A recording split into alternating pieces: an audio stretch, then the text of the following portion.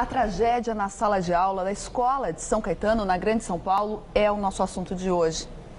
E para conversar conosco, nós convidamos o psiquiatra e psicanalista Jorge Forbes. Boa noite, doutor. Boa noite, Silvia. Obrigada por aceitar nosso convite. Doutor, eu vou começar mais uma vez por uma pergunta muito ampla. 3 perguntas em uma. O que leva uma criança a levar uma arma à escola? A primeira delas, a disparar essa arma contra uma professora, no caso específico. E a terceira, a se matar, o que talvez tenha sido, de todo o episódio, o mais chocante. Eu adoraria ter essas 3 respostas, Silvia. Eu acho que todos nós, o espectador, está todo mundo nesse momento querendo estabelecer um nexo causal, né, entre esse crime ou entre esse suicídio e a história dessa criança. Então a gente vê as pessoas tentando dizer, não, mas ele já desenhava, mas ele tinha algum componente religioso, vai ver que era porque o pai era policial. Quer dizer, há um desespero na sociedade de dizer, eu preciso entender. Uma busca por resposta. Eu preciso poder prever, né? Um menino de 10 anos de idade, há uma necessidade de se entender alguma coisa, mas eu tenho uma triste notícia. Nós estamos num novo momento da nossa sociedade, ela funciona em ruptura e o que nós vamos ter que fazer é mudar o conceito mesmo de laço social, porque senão nós vamos continuar vendo acontecer crimes como esse. Quer dizer, esse hoje, semelhante ao da Noruega há um mês e pouco atrás, né, explosões sociais que a gente fica sem entender o que está ocorrendo. E acredito que o mecanismo causalista não vai responder. O senhor costuma chamar esses eventos do crime inesperado. Exatamente. Ele materializa ali uma desimportância do outro, um egocentrismo, um narcisismo da nossa sociedade? Isso materializa que houve uma mudança, Silvia, muito grande na sociedade nos últimos 40 anos. A gente saiu de uma sociedade padronizada, uma sociedade que a gente chama do laço social vertical. Na família você tinha verticalidade do pai, na empresa você tinha verticalidade do chefe e na sociedade civil você tinha verticalidade da pátria. Nós sabíamos mais ou menos ser adequado e nós sabíamos nos rebelar.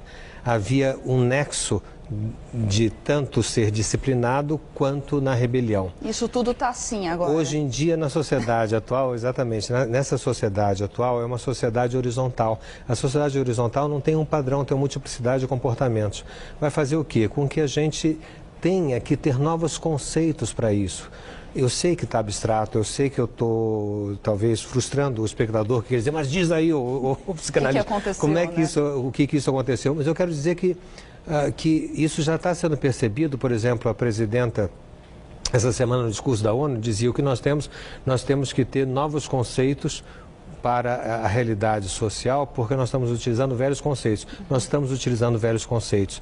O que está havendo é que nós estamos frente a crimes inusitados, que em psicanálise chama-se passagem ao ato. Antigamente era acting out o que acontecia, era alguma coisa contra algo. Agora não, é alguma coisa que não se entende nada. Então, como resolver isso daí?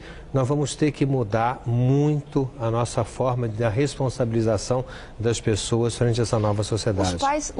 Os pais não têm mais que... A gente sempre cultiva a ideia de que o pai tem que impor regras, limites. Essa ideia também é um conceito antigo, ela também está ultrapassada? Essa ideia está ultrapassada. É claro que frente a uma situação dessas, todo mundo vai dizer, vai ver que o pai não foi disciplinador suficiente ou foi disciplinador em excesso, né? Quer dizer, as duas coisas vão ser, todo mundo vai começar a dizer isso daqui a pouco. Não adianta a gente voltar às soluções de um mundo anterior.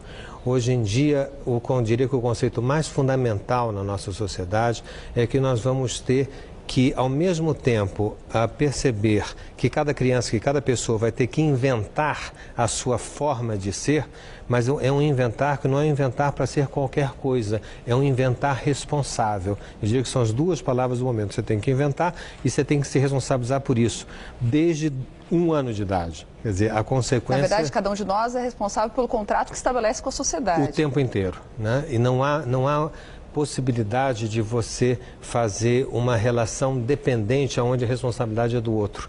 O tempo todo nós vamos ter que incutir isso nas pessoas. E ao fazer isso vai ter que ter uma mudança na educação muito grande. Vai ter que ter uma mudança na saúde muito grande. Nós caminhamos, por exemplo, em relação aos meninos, nós entramos numa sociedade de Ritalina, de dar remédio para todas as crianças, porque elas estão cheias do colégio, porque elas têm uma nova realidade de redes sociais, de computadores, de novo tipo de contato. E um colégio que não acompanha. E o colégio, né, o colégio está sofrendo. Nós temos uma crise imensa na educação, não só no Brasil, no mundo inteiro.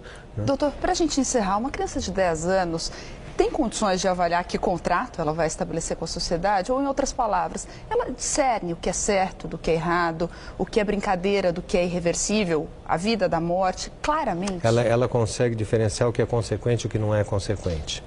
A sua pergunta se refere se ela consegue reconhecer padrões morais maiores. É claro que uma criança de 10 anos sabe fazer isso muito menos do que uma pessoa de 20, 30, 40 anos de idade.